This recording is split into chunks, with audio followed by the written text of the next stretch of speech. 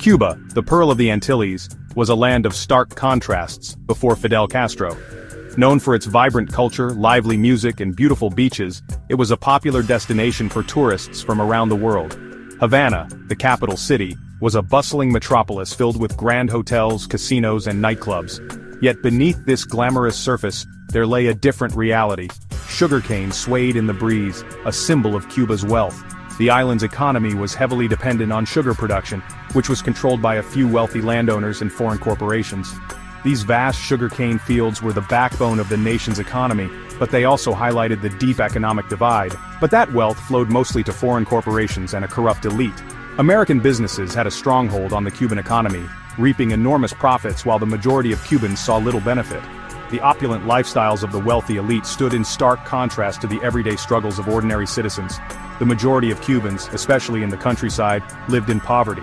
Rural areas were particularly neglected, with families living in makeshift homes and children playing in dusty village streets.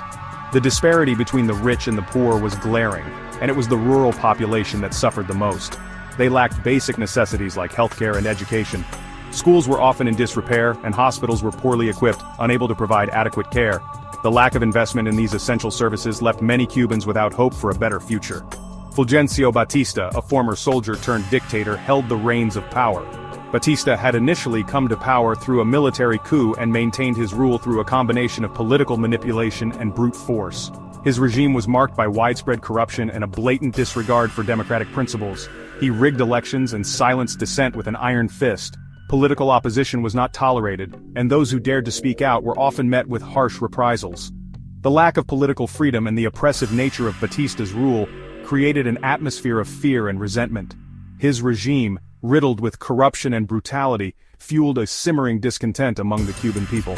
The lavish lifestyles of corrupt officials were a constant reminder of the inequality and injustice that plagued the nation. This growing discontent set the stage for a revolutionary movement. They yearned for a change, for a leader who would fight for their rights. The Cuban people were desperate for a new direction, for someone who would address their grievances and lead them towards a more just and equitable society.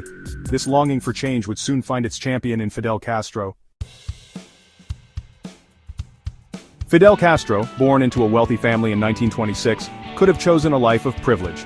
His father, Angel Castro, was a successful sugarcane farmer, and his mother, Lina Ruz, was a household servant who later became his father's second wife. Growing up in Barracks, a small town in eastern Cuba, Fidel had access to the best education and resources available at the time. Despite this, he was acutely aware of the stark contrasts between his life and the lives of the less fortunate around him. Instead, he was drawn to the plight of the downtrodden. The vast inequalities in Cuban society left a lasting impression on young Fidel. He saw the struggles of the peasants and workers, who toiled endlessly, yet remained impoverished. This early exposure to social injustice planted the seeds of his revolutionary spirit. From a young age, he exhibited a strong sense of justice and a rebellious streak. His teachers and peers often noted his fiery temperament and his unwillingness to accept the status quo. Fidel's defiance was not just a phase, it was a fundamental part of his character that would shape his future endeavors. He devoured books on history and political philosophy, his mind ignited by tales of revolution and liberation. Influenced by the works of Karl Marx, José Martí, and other revolutionary thinkers, Fidel began to form his own ideas about justice and governance. These books were not just academic interests, they were blueprints for the change he envisioned for Cuba. As a law student at the University of Havana, Castro witnessed firsthand the corruption and social inequalities plaguing his nation. The university was a hotbed of political activity, and Fidel quickly immersed himself in the turbulent world of student politics. He saw the rampant corruption in the government and the exploitation of the Cuban people, which only fueled his desire for change. He joined student groups protesting Batista's regime and began to envision a different path for Cuba, a path free from oppression and injustice. These early experiences were crucial in shaping Fidel Castro into the revolutionary leader he would become. His journey from a privileged upbringing to a champion of the oppressed was just beginning, setting the stage for the dramatic changes that would soon sweep across Cuba. On July 26, 1953, a young and defiant Fidel Castro, along with a band of 160 revolutionaries, launched a daring attack. Their target, the Moncada Barracks, a symbol of Batista's military might, located in Santiago de Cuba. The attack, while ultimately unsuccessful, would become a turning point in the Cuban history. The rebels were outnumbered and outgunned, many were killed, and Castro himself was captured. Though a military failure, the Moncada attack ignited a firestorm. It exposed Batista's vulnerability and inspired others to join the cause for a free Cuba. Section 4. Guerrillas in the Mist. The struggle in the Sierra Maestra. The Sierra Maestra Mountains, with their rugged terrain and dense forests, became the cradle of the Cuban Revolution. It was here that Fidel Castro and his band of revolutionaries found refuge and launched their campaign against the Batista regime. After his capture, Castro delivered a powerful speech at his trial, famously declaring, "History will absolve me." This speech was not just a defense but a manifesto, outlining his vision for a free and just Cuba. It resonated deeply with the Cuban people, who were yearning for change and justice. The speech, later distributed clandestinely, galvanized support for the revolution.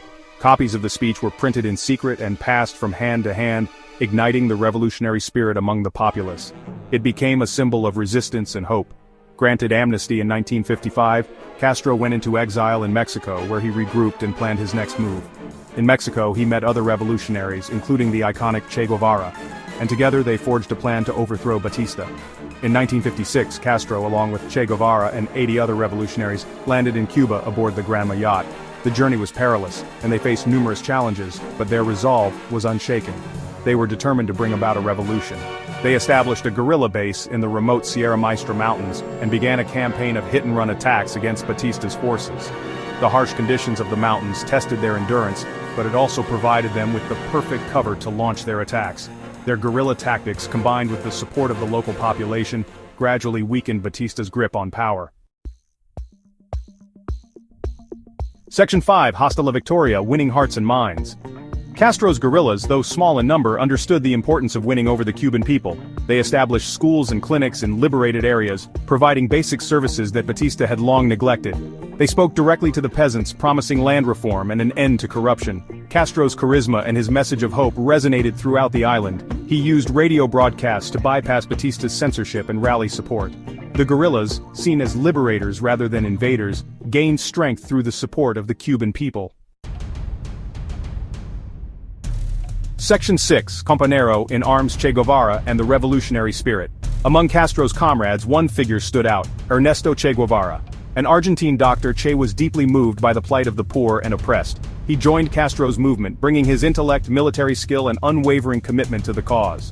Che became a key strategist and a symbol of the revolution's ideals. His courage in battle and his dedication to social justice made him a legend in his own time, inspiring revolutionaries around the world.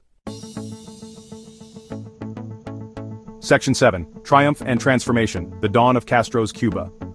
By 1959 the tide had turned. Batista's army, demoralized and facing increasing rebel attacks, began to crumble.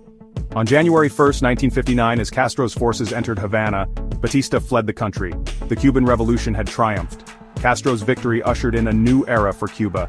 He implemented sweeping social and economic reforms, including land redistribution, nationalization of industries, and literacy campaigns. The revolution, however, came at a cost, with political repression and the establishment of a one-party state.